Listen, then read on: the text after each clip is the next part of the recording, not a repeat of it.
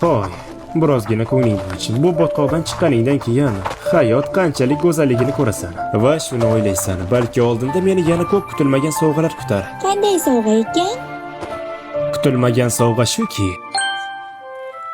anavi daraxtning tagida, aytishlaricha, o'sha daraxtning 1 metr tagida xazina bor ekan. Nima deysiz? Xazina qidirib ko'ramizmi? Yaxshi, ketdik, xazinani topamiz. Oyi, xazina qidirgani boraylik.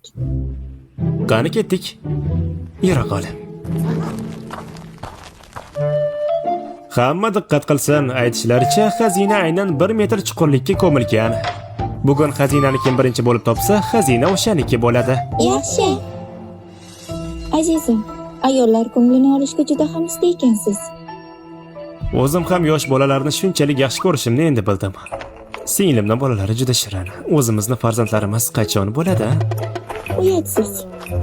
Singlingiz shu yerda-ku. Buni kechqurun gaplashamiz. Tunda gaplashamizmi? Mayli, tun bo'lsa, tun bo'la qolsin. Nima, xafa bo'ldingizmi?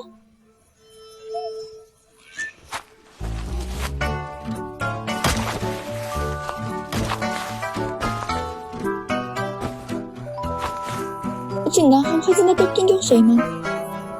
Men nima degandim? Haqiqatdan xazina bor ekan. Juda omadlisizlarda. Singlimning oilasiga berilgan omad bu. Oyi, xazina topdi.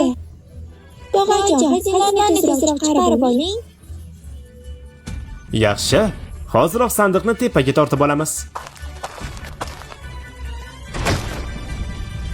Bu sandiq juda katta ekan. Balki kimdir ataylab shu yerga ko'mib ketgan bo'lsa-chi? Biz esa birovning narsasini olgan bo'lamizmi? Aka, yaxshisi uni qaytib joyiga qo'yaylik. Birovniki bo'lsa, mirshabga topshiradi. Tizim bergan xazina qidirish topshirig'i yolg'on bo'lishi mumkin emas. Ortiqcha narsani o'ylamang. Qani uni ochib ko'ramiz.